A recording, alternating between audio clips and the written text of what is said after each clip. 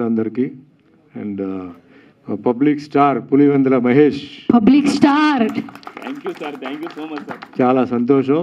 అంటే మహేష్ నాకు నచ్చి నేను ఈ సినిమా ఒప్పుకున్నాను. ఎందుకంటే ఫస్ట్ నాకు మహేష్ ఫోన్ చేసి ఉన్నట్టు చెప్పేశాడు, సార్ ఇది నా పరిస్థితి, నేను ఇంతే మీకు డబ్బు ఇవ్వగలుగుతాను, ఈ సౌకర్యాలు ఉన్నాయి పులివెందులలో.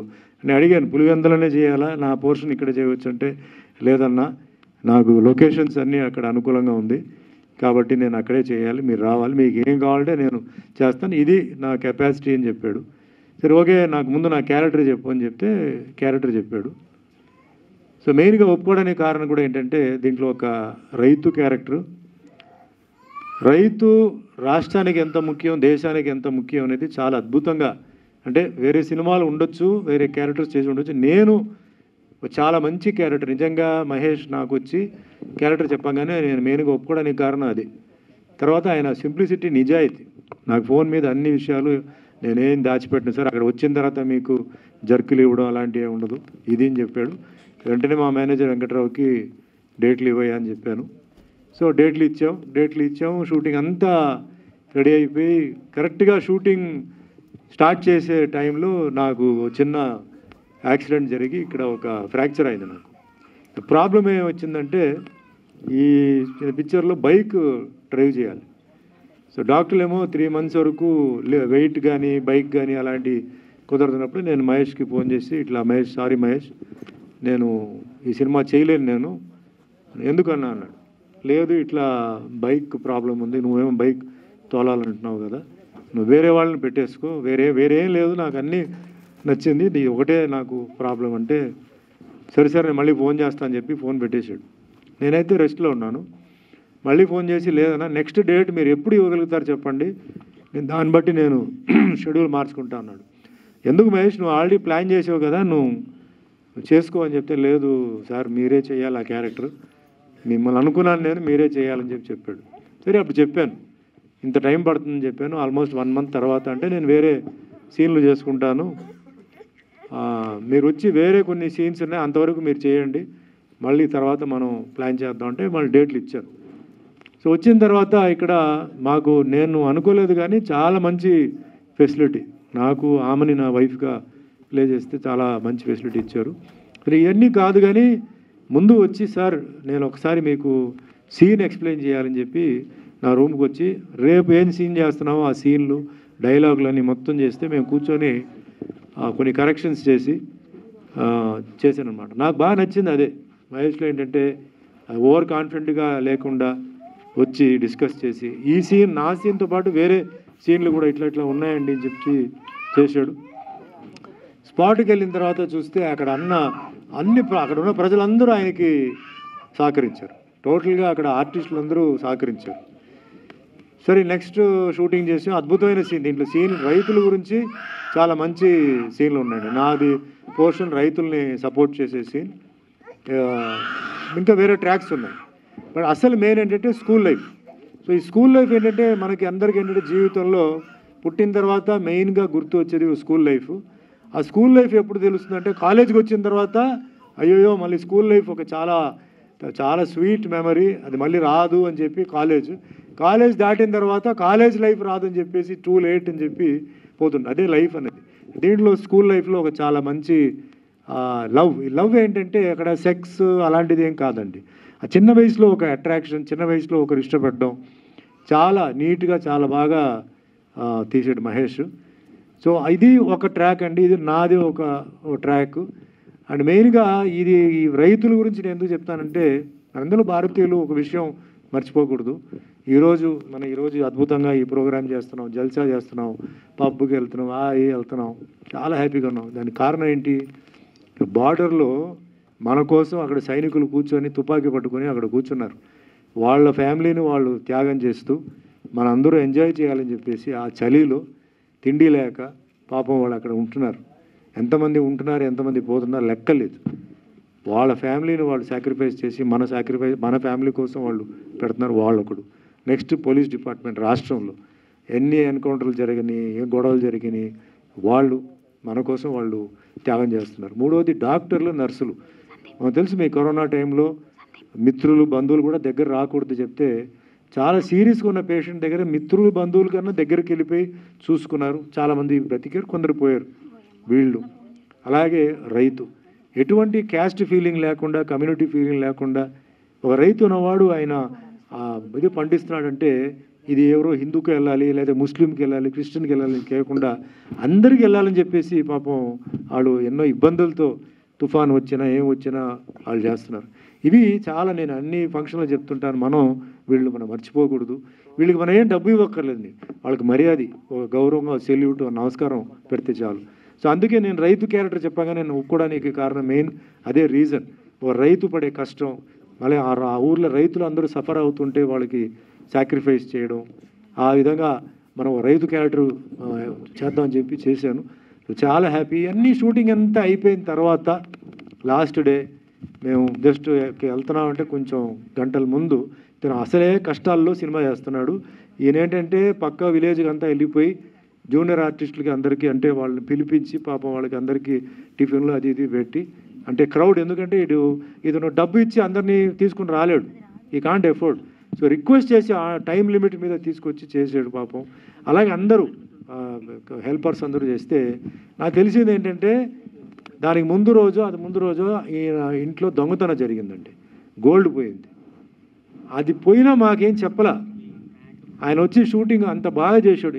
రెగ్యులర్గా షూటింగ్ జరుగుతున్నట్టు భోజనాలు వచ్చిందా, మీరు టిఫిన్ చేశారా, అది చేసి ఇది చేశారని చెప్పేసి అంత బాగా చేశాడు. అంత ఒక ప్రాబ్లం ఉన్నప్పుడు కూడా పాపం ఆయన వచ్చి చేశాడు. అక్కడ నాకు నిజంగా పబ్లిక్ స్టార్ పులివెందుల మహేష్ నిజంగా పబ్లిక్ స్టార్ అని చెప్పి నాకు అనిపించి, నేను ఇంకా ఆయనకి ఏం చెప్పాలో నాకు అర్థం కాలేదు. ఈరోజు ఆడియో ఫంక్షన్ అంటే జనరల్గా అందరూ పెద్ద పెద్ద ఆర్టిస్టులని, ప్రొడ్యూసర్, డైరెక్టర్ని, రాజకీయ నాయకుల్ని, వీళ్ళని అందరిని పిలుస్తాడు. కానీ తల్లి తండ్రిని పిలిచి ఈరోజు తల్లి తండ్రితో ఈరోజు ఈ ఆవిష్కరణ చేశాడు. నిజంగా చాలా గొప్పవాడు. ఇది చాలామంది నేర్చుకోవాలండి. తల్లి తండ్రి ఆశీర్వాదం ఉంటే జీవితంలో మనం ఎక్కడ దాకా వెళ్ళొచ్చు, ఉన్నత స్థాయికి మనం వెళ్ళొచ్చు. తల్లి తండ్రి కంట్లో మట్టికి మనం కన్నీళ్ళు పెట్టామంటే మన జీవితంలో ముందుకెళ్తే తాత్కాలికంగా ఉంటుంది. ఈరోజు మనం ఉన్నామంటే మన తల్లిదండ్రుల వల్ల. ఈరోజు మనకి నమస్కారం, సంస్కారం, మనకి ఏమాత్రం చదువు, తిండి మనం ఉన్నామంటే ఆ తల్లిదండ్రులు. ఆ తల్లి ఎన్ని నెలలు 9 నెలలు కడుపులో పెట్టుకొని మా బిడ్డ బాగుండాలి, బాగా మంచి ఉన్నత స్థాయికి ఎదగాలని చెప్పి ఎన్ని దేవుళ్ళు ప్రార్థించిండో.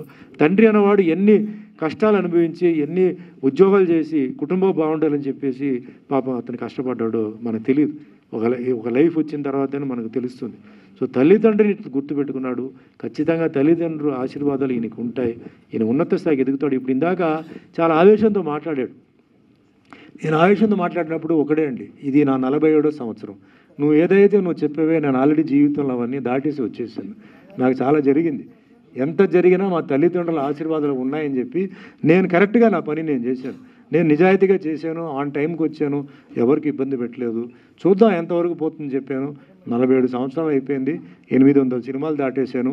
176 సినిమాలు హీరోగా 3 భాషల్లో చేశాను. ఇంకా బండి నడుస్తూనే ఉంది. సో దేనికి నువ్వు భయపడవద్దు. ఆవేశం నాకు అర్థమైంది. ఈ ఫీల్డ్లో ఏంటంటే అన్నీ అలాంటి కష్టాలు వస్తాయి, మనం తట్టుకోవాలి, మనం ముందుకెళ్ళాలి. మంచి మీ మిత్రులు, మీ అభిమానులు ఉన్నారు. ఏమంటే మీరందరూ ఇక్కడ క్లాప్ కొట్టడం కాదండి, రిలీజ్ టైంకి వెళ్ళిపోయి అక్కడ మీరు పోయి క్లాప్ కొట్టాలి. ఇక్కడ కాదు మీరు క్లాప్ కొట్టేది. ఇలాంటి మంచి వ్యక్తి పులివెందల నుంచి ఒక మంచి వ్యక్తి. ఇతనికి మంచి కంటెంట్ ఉందండి. ఇతను మంచి డైరెక్టర్ అండి, అది కూడా చెప్తాను. ఈ సీన్స్ కూడా చాలా బాగా ఎడిటర్ లాగా చెప్పాడు. ఈ సీన్ ఇక్కడ కట్ అవుతుందండి, ఈ సీన్ ఇక్కడ వస్తుంది అన్నాడు. నేను చాలా ఆశ్చర్యపోయాను. ఆయన ప్రతిరోజు వచ్చి నాకు సీన్లు చెప్తుంటే ఈ స్క్రీన్ ప్లే చాలామంది స్క్రీన్ ప్లే వేసేసుకుంటారు. స్క్రీన్ ప్లే ఏంటండి, అది ఒక డ్రామా లాగా. ఒక సీన్ అయిన తర్వాత నెక్స్ట్ సీన్కి కంటిన్యూటీ, నెక్స్ట్ సీన్కి జాయిన్ అవ్వాలి. చాలా బ్రహ్మాండంగా ఆయన స్క్రీన్ ప్లే చెప్పాడు, చాలా బ్యూటిఫుల్గా డైరెక్షన్ చెప్పాడు.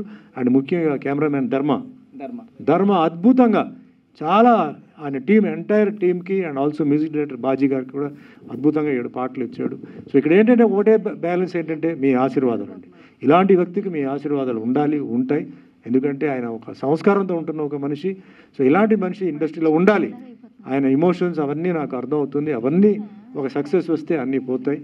చాలా ధైర్యంతో ఉన్నాడు. ఆ భగవంతుడి ఆశీర్వాదాలు, మీ ఆశీర్వాదాలు ఉండాలి. ఆయన వండర్ఫుల్ హీరోయిన్ సనా ఉన్నారు ఇక్కడ, సావిత్రి ఉన్నారు ఇక్కడ, షాను సారీ. సో వీళ్ళందరూ ఈ పిక్చర్కి యాడ్ చేస్తున్నారు. అండ్ చాలామంది మంచి ఆర్టిస్టులు కూడా అవకాశం ఇచ్చాడు. పులివెందులో ఉన్న లోకల్ ఆర్టిస్టులు కూడా ఆయన ఇచ్చాడు. సో మంచి 175 మంది ఇంట్రొడ్యూస్ అవుతున్నారు. వండర్ఫుల్, గ్రేట్, ఇది రికార్డుకి వెళ్ళాలి ఇది. సో ఎంతో మంచి మనసుతో ఇంతమందికి ఆయన అవకాశం, ఎందుకంటే అవకాశం రావడం చాలా కష్టం. సో అవకాశం ఇచ్చాడు, ఆ అవకాశాన్ని వాళ్ళు యూజ్ చేసుకోవాలి. ఆ అవకాశం వాళ్ళకి మంచి స్టేటస్ ఇచ్చి మంచి ముందుకు తీసుకెళ్ళాలి. సో ఈ పిక్చర్ November 14th రిలీజ్ ఉందండి. సో మీ అందరూ వచ్చి మీ ఈ పిక్చర్ని ఆశీర్వదించాలి, ఈ పిక్చర్ సక్సెస్ అవ్వాలి. So once again thanks to Suvarna for having given me this opportunity. మీ అందరూ ఇంత దూరం వచ్చినందుకు వన్స్ అగైన్ థ్యాంక్స్ చెప్తూ, భగవంతుడి ఆశీర్వాదాలు మీ ఆశీస్సులు ఎప్పుడు ఉండాలి. To public star Pulivendula Mahesh. Thank you so much అండి. ఇక్కడికి వచ్చిన పెద్దలకి, నా అన్నల కెమెరామెన్లకి ఫస్ట్ ఆఫ్ ఆల్ థ్యాంక్స్ చెప్పుకుంటున్నాను. And Suman sir thank you so much sir. మాకు డేట్స్ ఇచ్చి సహకరించి ఈ సినిమాలో మెయిన్ పాత్ర సినిమా నడిపించారు. ఎప్పుడు రుణపడి ఉంటాం sir. I love you so much sir. అంటే ఆమని గారు కావచ్చు, మురళీధర్ గారు కావచ్చు, చాలామంది సినిమా గురించి మాట్లాడంటే ఫస్ట్ సినిమా కొంచెం పక్కన పెడతామండి. ఈ సినిమా కోసం నా ఇల్లు వాకిలి అన్నీ అమ్మేసుకొని ఇక్కడ నిలబడి సినిమా గురించి పక్కన పెడుతున్నా. ఎందుకంటే ఇక్కడ నిలబడిన అన్నలు కావచ్చు, అక్కలు కావచ్చు, లేకపోతే ఇంకెవరైనా కావచ్చు, ఇండస్ట్రీకి ఆర్టిస్ట్ అవుదామని చెప్పి ఎంతోమంది కెమెరామెన్లుగా ఉన్నారు, జూనియర్ ఆర్టిస్ట్గా ఉన్నారు, వేరే పొజిషన్లో ఉన్నారు. ఎందుకన్నా మనము సినిమా ఇండస్ట్రీ అంటే అది ఏదో పెద్దది, అదేమన్నా నాకు తెలియగలుగుతాను. ఎంతోమంది హీరోలు కావచ్చు, డైరెక్టర్లు కావచ్చు చాలా కష్టపడి పైకి వచ్చారు. ఇక్కడికి వచ్చిన తర్వాత మనం అనుకున్న ఫీల్డ్ని ఇసిపెట్టేసి వేరే ఫీల్డ్ ఎంచుకుంటున్నాం. అది ఎందువల్ల లోపల నాకు అర్థం కావడం లేదు. నేను అందుకోసమని ఈ క్రౌడ్ ఫండింగ్ పెట్టాను. అసలు ఏం జరుగుతుందో, ఎక్కడ మిస్టేక్ అవుతుందో, అసలు ఎవరు సపోర్ట్ లేకపోతుందో కూడా అర్థం కాకుందన్న. ఇక్కడ ఇండస్ట్రీకి మన ఇల్లు వదిలి, తల్లిదండ్రులను వదిలి, మన పిల్లల్ని వదిలి ఎంతోమంది ఇక్కడికి వచ్చి ఒక జూనియర్ ఆర్టిస్ట్గా బతకాలనా? సినిమా అంటే అదేనా? ఇంటి దగ్గరేమో గోరుముద్దలు అమ్మోలు పెట్టితే తిని ఇక్కడికి వచ్చి జూనియర్ ఆర్టిస్ట్గా 300 రూపాయలతో ముందుకెళ్ళి స్థలం లేక, రోడ్ల మీద పడుకుంటా ఉన్నారు. ఎందుకంటే నేను ఒక జూనియర్ ఆర్టిస్ట్గా వచ్చాను కాబట్టి ఆ కష్టం నాకు తెలుసు అన్న. ఇక్కడే ఇదే కృష్ణానగర్ గడ్డ మీద 300 రూపాయలతో నేను వచ్చాను. నా తల్లిదండ్రులు నన్ను చాలా ముద్దుగా పెంచుకున్నారు. ఇక్కడికి వచ్చిన తర్వాత ఆ కష్టము అది చూసిన తర్వాత నాకు ఒకటే అనిపించిందన్న, ఎవడన్నా తొక్కుతాడు, కిక్కుతాడు, ఎవడన్నా అన్నా అంటే వాడు మనిషే కాదన్న నా దృష్టిలో. వాడు ఎంత పెద్ద గొప్పడైనా కావచ్చు, వాడు కూడా ఒక అమ్మకి, ఒక నాన్నకి కొడుకు మాత్రమే. ఈరోజు నువ్వు తొక్కుతున్నావో లేదా నువ్వు ఎక్కుతున్నావో మా సపోర్ట్, మా ధైర్యం లేకపోవచ్చు, లేదా మిమ్మల్ని అడిగే ధైర్యం లేకపోవచ్చు. దేవుడు అనేవాడు ఒకడు ఉంటాడో, ఆయనకు అందరూ సమానం చెప్పాలి. గుర్తుపెట్టుకోండి, ముందు నాన్నలు తప్పులు చేస్తే కొడుకులు దెబ్బలు తగులుతున్నాయి, ఇప్పుడు కుడి చేయి చేస్తే ఎడం చేయి తగులుతున్నాయి. గుర్తుపెట్టుకోండి అన్న. మనస్ఫూర్తిగా అందరం ఎదుగుదాం, అందరం ముందుకెళ్దాం. ఎన్నాలని మాకు ఈ జూనియర్ ఆర్టిస్ట్ బతుకులు. చాలామంది ఫీల్డ్ వదిలి వేరే ఫీల్డ్ ఎంచుకుంటున్నాం. మాకు యాక్టింగ్ రాకనా, లేకపోతే మాకు చేత కాకనా? ఇన్స్టాలో ఫాలోవర్స్ ఉంటే రా తమ్ముడు క్యారెక్టర్ తీసుకో అంతే. వాళ్ళ మీద బతకాలా సినిమా? డబ్బుల మీద బతకాలా సినిమా? సినిమా అంటే ఏందన్నా? మన లైఫ్లో జరిగిన కథని యాసిడ్స్గా తెర మీద చూసుకోవడం, మన జ్ఞాపకాలు, మన ముందు తాతల జ్ఞాపకాలు చూపించడమే సినిమా. ఈడికేసుకుంటే సినిమానా?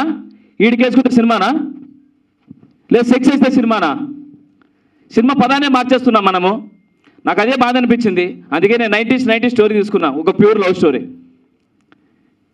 నాకు ఇదొక్కటే అన్నా నాకు. సో నేను ఈ సినిమా ఎట్టయినా ఐ డోంట్ కేర్, బట్ ఇక్కడ నుంచైనా మనం ఐక్యమత్యంగా ఉన్నామన్నా. నా అన్నలు కావచ్చు, అందరు కావచ్చు, ప్రజలందరికీ కోరుకుంటున్నాను నేను.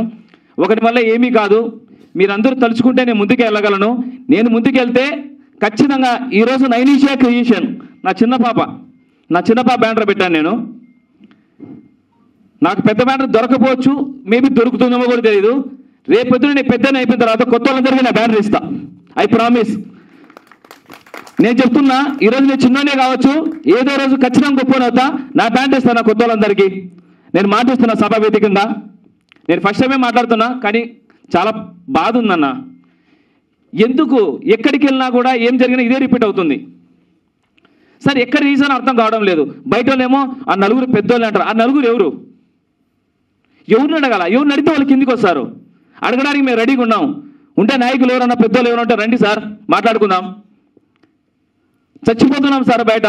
సినిమాలో ఒక్కసారి కనపడేది చచ్చిపోవాలని చాలామంది. సార్ నేను క్రౌడ్ ఫండ్తో చేస్తాను సార్, మంచి 10,000. దీంట్లో పూలు అమ్ముకొని ఉన్నారు, బైకులు అమ్ముకొని వచ్చిన వాళ్ళు ఉన్నారు. ఆటోలు అమ్ముకునే వాళ్ళు ఉన్నారు సార్. 2000 3000 చిల్లర తీసుకొచ్చి ఒక్కసారి నేను కనపడి చచ్చిపోయినా బాధలేదంటున్నారు. బతికించండి సార్ సినిమాని. కోట్లు పెట్టి కాదు సార్ సినిమా తీయాల్సింది. 10 రూపాయలతో సినిమా తీయచ్చు. ఏదో సార్ హెలికాప్టర్ దిగితే అదే షాటే, సైకిల్లో వచ్చిన అదే షాటే సార్. మీరు పెద్ద బడ్జెట్ తీసి జనాల మీద రుద్దాకండి సార్. చిన్న సినిమాలు బతికించండి. కంటెంట్ చూడండి. కంటెంట్ నచ్చితే థియేటర్కి వెళ్ళండి. నచ్చలేదా అప్పుడు చెప్పండి, సార్ మాకు చేత కాదు, మేము ఇంటికి వెళ్ళి వ్యవసాయం చేసుకుంటాం సార్ అని. సార్ ప్లీజ్ సార్, నా మాట తప్పుగా అనుకోవచ్చు, లేకపోతే నన్ను టార్గెట్ చేసుకోవచ్చు, ఏమైనా చేసుకోవచ్చు. కానీ నాకు జరిగింది చెప్పాలనుకున్నాను. ఏదో ఇంకో రోజు అంటారు, భయపడిపోతారు. సినిమా నేను ఒక్కనే చేశాను కదా, నా డబ్బులని వెళ్ళిపోతాను. I don't care. ఈ సినిమా ఏమన్నావని ఇలా చాలామంది మాట్లాడుకుంటారు జూనియర్ ఆర్టిస్టులు. కానీ చాలామంది నా దగ్గరకు వచ్చే అవకాశం వచ్చినప్పుడు, ఒక డైరెక్టర్ ప్లేస్లో కూర్చున్నప్పుడు ఇవన్నీ నేను విన్నాను. నా బతుకు జూనియర్ ఆర్టిస్ట్ స్టార్ట్ అయింది. ఇంకెవరు చెప్పాలన్నా, మనకి ఇంకెప్పుడు మారుతాయి? నా ప్లీజ్ అన్న కెమెరామెన్ అన్న, మీకు విషయం తెలుసా, ఇక్కడ హీరో గొప్పడు కాదు, డైరెక్టర్ గొప్పడు కాదు, కెమెరా గొప్ప. మీరు చూపిస్తేనే ఎవరైనా హీరో అయ్యేది, డైరెక్టర్ అయ్యేది, గొప్పోళ్ళు అయ్యేది. ఆ కెమెరా లేకపోతే ఎవరు గొప్పోళ్ళు లేరు. అది గుర్తించండి అన్న. మీరు కరెక్ట్గా కొడితే ఇండస్ట్రీ ఖచ్చితంగా మన చేతిలోకి వస్తుంది. మళ్ళీ చిన్న సినిమాలు చేసుకోవచ్చు, మళ్ళీ మనం బతకచ్చు అన్న. వందల కోట్లు కొట్టి అది రాక ఆడక జనాలు థియేటర్లు ఇవ్వక చచ్చిపోతున్నాం అన్న. ఈరోజు ఒక మనిషిని థియేటర్ తీసుకురావాలంటే చచ్చిపోతున్నాం. మంచి కంటెంట్ కూడా చచ్చిపోతున్నాయి. ఎందుకంటే పెద్ద వెంటలకు థియేటర్లు వచ్చేస్తున్నాయి. మీరా కొత్తోళ్ళ ఒకప్పుడు చిరంజీవి సార్ కొత్తోళ్ళని మర్చిపోయినారు. ఒకప్పుడు రజనీకాంత్ సార్ కొత్తోళ్ళని మర్చిపోయినారు. తర్వాత రవితేజ్ సారు, నాని సారు, నిన్న వచ్చిన విజయ్ దేవరకొండ సారు, కిరణ్ సారు. ఏంటి సార్ కొత్త అయింది పాత అయింది? ఒకసారి ఛాన్స్ ఇచ్చి చూడండి. ఎంతోమంది చిరంజీవులు వస్తారు, ఎంతోమంది రాజమౌళి వస్తారు. ఒకే ఒక అవకాశం ఇచ్చి చూడండి సార్. టాలెంట్ చూడండి సార్, అంతేగాని రీల్స్ ఏముంది సార్? ఏవి రీల్ చేసినా మిలియన్స్లో వ్యూస్ వస్తాయి, కానీ కంటెంట్ జనాల నుంచి వస్తుంది. అది ఆలోచించి సపోర్ట్ చేస్తారని మనస్ఫూర్తి కోరుకుంటున్నాను. ఒకటే అండి, నా సినిమా గురించి నేనేం మాట్లాడను. నా టీజర్ మాట్లాడితే జనాలు థియేటర్కి వెళ్తారు, నా ట్రైలర్ బాగా నచ్చితే జనాలు సపోర్ట్ చేస్తారు. November 14th ఏ బ్యానర్ వచ్చినా November 14 సినిమా రిలీజ్ చేస్తా. అది ఒక థియేటర్ దొరుకుతుందా, 10 దొరుకుతుందా, 100 దొరుకుతుందా నాకు తెలీదు. పోనీ పెద్ద బ్యానర్ దొరికితే రిలీజ్ చేస్తాను. ఏ దానికైనా రెడీగా ఉన్నాను. November 14 తెర మీద సినిమా చూడాలనుకుంటున్నాను. మీరు నా కోసం కాకపోవచ్చు, నా బిడ్డల కోసం కాకపోవచ్చు, నా భార్య కోసం కాకపోవచ్చు, నా ఫ్యామిలీ కోసం కాకపోవచ్చు, మీరు జనం కోసం సినిమా చూడండి.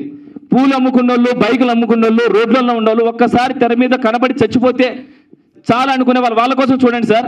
నేను 100 రూపాయల టికెట్ పెడుతున్నాము, మాకు 1000 అంతేమొద్దు సార్. ఒక 100 రూపాయలు పెట్టి మీరు సినిమాకి వెళ్ళండి. నచ్చితే మాత్రం మీ దగ్గర మొబైల్ ఉంటే, స్కూల్ లైఫ్ సినిమా చూశాను, చాలా బాగా నచ్చింది, మీరు సపోర్ట్ చేయండి. ఒక్క వీడియో నా కోసం చేసి పెట్టండి అంతే. ఈ సినిమా గురించి నేను ఏం మాట్లాడను, టెక్నీషియన్ గురించి ఏం మాట్లాడను సార్. సారీ సార్, నెక్స్ట్ ఇంకేముంటే మాట్లాడతాను. ఇది నేను చెప్పాలనుకునే చెప్పాను. నాకు సహకరించిన ప్రతి ఒక్కరికి నా పాదాభివందనం. నా టెక్నీషియన్స్ కావచ్చు, నా ఆర్టిస్టులు కావచ్చు, everyone thank you so much. నేను ఫస్ట్ కొత్తనైనా కూడా నాకు దేవుడు లాంటి సుమన్ సార్ నాకు డేట్ ఇచ్చి సహకరించి సపోర్ట్ చేశారు. తొలి మెట్టు నుంచి ఈ మెట్టు వరకు సపోర్ట్ చేసిన ప్రతి ఒక్కరికి నేను ఎప్పుడు రుణపడి ఉంటాను. నాకు అన్నం పెట్టినవన్నీ ఎప్పుడు మర్చిపోను. I promise. జై సినిమా, జై సినిమా, జై స్కూల్ లైఫ్. అయినా కూడా ఈ డైలాగ్ చెప్తున్నా అంటే అర్థం చేసుకోండి, కంటెంట్ వేరు సినిమాలోది. సో ఆ కంటెంట్ గురించి లాస్ట్ వరకు చూస్తే ఇదే లేడీస్ నాకు ఖచ్చితంగా సన్మానం చేస్తారు. ఎందుకంటే నా ఇంట్లో ఆడబిడ్డలు, నా 2 పిల్లలు, నా భార్య, నా తల్లితో చూసే సినిమా చేశాను. సో డైలాగు బ్యాడ్గా ఉండొచ్చు, కానీ అదే ఎండింగ్లో వీళ్ళకు ఒక ప్లస్ పాయింట్ అవుతుంది. అమ్మాయి నావుపాము 2 ఒకటి రచనడా. నావుపాము ఎంత పాలు వచ్చినా కాడేస్తుంది, అమ్మాయిని ఎంత ప్రేమించినా మోసం చేస్తుంది. నావుపాము పాలు వచ్చినా కానీ తెలుసా పాలు వస్తాను చూడు, ఇది మన అమాయకత్వం. అమ్మాయిని ఎంత ప్రేమించినా మోసం చేసినా తెలిసి కూడా ప్రేమిస్తాను చూడు, ఇది మన అబ్బాయిల అమాయకత్వం. అబ్బాయిలు be careful my innocent boys. Okay, super. అందరికీ నమస్తే అండి. ముఖ్యంగా ముందుగా ఇలాంటి సినిమాలకి ఆదరించేటువంటి మీడియా మిత్రులకు, సోషల్ మీడియా, ప్రింట్ మీడియా అందరికి కూడా నా మనస్ఫూర్తిగా ధన్యవాదాలు తెలియజేసుకుంటూ, వచ్చినటువంటి పెద్దలకు, అందరికీ, ప్రేక్షకులకి, వేదిక మీద ఉన్న ప్రముఖ నటులు, ఎంతోమందికి స్ఫూర్తిదాయకంగా నిలిచినటువంటి సినిమా దిగ్గజం మన సుమన్ గారికి, వారు ఈ సభకు రావడం చాలా సభ పునీతమైందని నేను భావిస్తున్నా. అదేవిధంగా ఈరోజు స్కూల్ లైఫ్ అసలు ఇక్కడ ఉండడం కాదు, ప్రపంచంలో స్కూల్ లైఫ్ లేకుండా ఏ మానవుడు ఉండడు. అది నేను కొత్తగా చెప్పక్కర్లేదు. కానీ అలాంటి స్కూల్ లైఫ్ సినిమా ప్రతి ఒక్కరూ చూడవలసిందే. ఎందుకంటే ఇందులో అంత అద్భుతంగా ఈ సినిమాను తీర్చిదిద్దినటువంటి ముఖ్యంగా మహేష్, ఆయనే దర్శకత్వం వహిస్తూ ఆయనే హీరోగా. ఇందులో నేను ఈరోజు ఈ వేదిక మీదకి రావడానికి ముఖ్య కారణం షన్ను, అందమైన హీరోయిన్ షన్ను. షన్ను నువ్వు అలా ఓకే ఓకే దిగుదు. షన్ను నాతో ఫస్ట్ ఆమెకి ఒక కళాకారిణిగా ఆమె నాతో చేయడం అనేది, ఆ పాట పెద్ద హిట్ అయింది. అదే బుజ్జి, మోసం చేసే బుజ్జో ఓ బుజ్జి నా బుజ్జి అని ఈ బుజ్జి పాటతో బాలమ్మిన.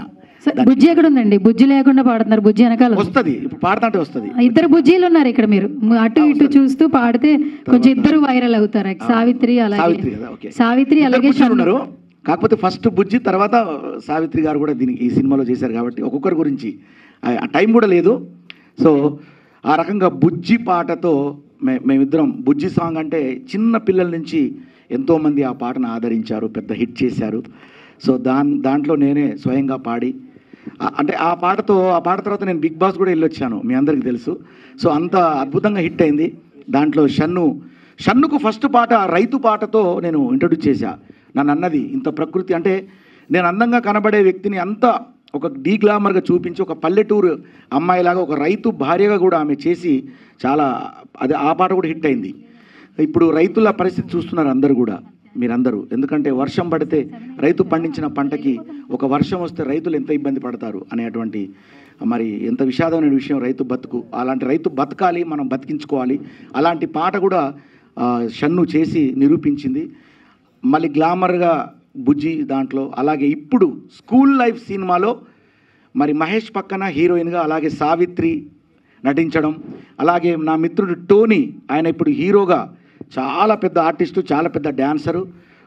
మేమంతా అంటే మేమందరం కూడా ఒక స్టూడియోలో ఉంటూ చేసినటువంటి టోనీ ఇక్కడ ఉండడం కూడా చాలా, ఇంకా పేరున అందరికి కూడా నాకు సో అందరికి కూడా ఆశీర్వదిస్తూ లేట్ అయింది కాబట్టి, ముఖ్యంగా మా సుమన్ సార్ సినిమాల్లో యాక్టింగ్ చేయడమే కాదు, ఇటీవల కాలంలో ఆయన తనకున్నటువంటి భూమిని కూడా ధారాదత్తం చేసినటువంటి మహనీయులు సార్. నాకు చాలా అద్భుతంగా ఫీల్ అయ్యాను నిజంగా. మీలాంటి గొప్ప, అంటే సినిమాలో యాక్టింగ్ ఒక యాక్టర్గానే కాకుండా నిజ జీవితంలో కూడా హీరో అనిపించుకున్నారు సార్. మీరు మా అందరికీ ఆదర్శం అయ్యారు. నేను వింటున్నా మీ గురించి మధ్యలో, చాలా గర్వపడ్డాను. ఈ సందర్భంగా మిమ్మల్ని అప్రిషియేట్ చేయడానికి, అంటే మిమ్మల్ని నేను అభినందించడానికి కూడా నాకు ఈ వేదిక దొరికిందని నేను భావిస్తూ, మీ పక్కన ఉన్నందుకు కూడా చాలా అదృష్టంగా భావిస్తూ, ఓకే స్కూల్ లైఫ్ సినిమాను అందరూ చూడండి. ఫస్ట్ తొందరగా November 14 sir school life cinema.